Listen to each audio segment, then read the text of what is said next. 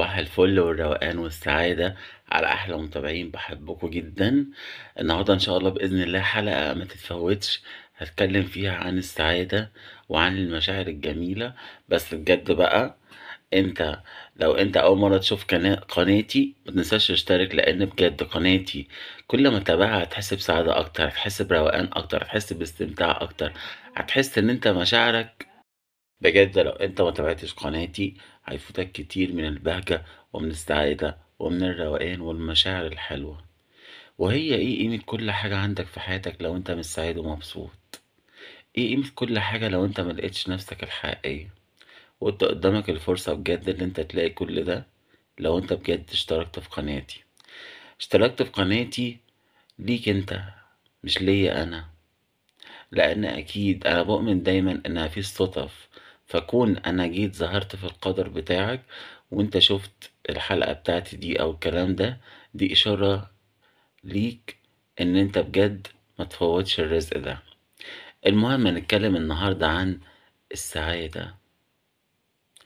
ليه في ناس كتيرة مش سعيدة وناس تانية بتكون سعيدة؟ ليه ناس عندها مشاكل نفسية كتير واضطرابات ويقعدوا يدوروا ويروحوا ويعملوا مع ان الحل في ايديهم؟ هقولك ليه يا جميل. ببساطة شديدة، نسبة الناس بجد اللي عندها مشاكل، أحزان، اكتئاب، توتر، غضب كترت. معقولة هي دي المفروض تكون تجربتك على الأرض؟ معقولة الأيام اللي انت جاي تعيش فيها المفروض ان انت بدل تبقى سعيد وتبقى رايق ومستمتع تمر بكل المشاكل دي وتجري تقرا هنا وتروح لده وتروح لده وتروح لده، مع ان المفتاح كله جواك؟ تعالى بقى اديلك انا المفتاح في ايدك النهاردة، عشان لما انت تاخده تفتح جميع الابواب وتعيش دايما في سعادة واستمتاع وروقان. تعالى كده بروقان كده نشوف القصة دي ايه. بص يا صديقي، من وانت طفل صغير، انت بتتولد. الانسان دايما بيتولد على الفطرة. الفطرة هي الطفولة. فانت طفل انت بتكون سعيد، بتكون رايق، بتكون مستمتع. تتحط انت ما بتقعدش تشغل بالك باي حاجه بقى.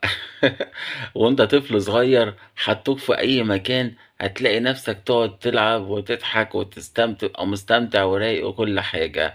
ما عندكش لعبه تلاقي الطفل يقوم راح جاي ماسك رجليه كده يقعد يعضعض فيها ويقعد يمص رجليه، او يمسك اي حاجه يقعد يلعب فيها ويخرفش، فتلاقيه دايما سعيد ومبسوط.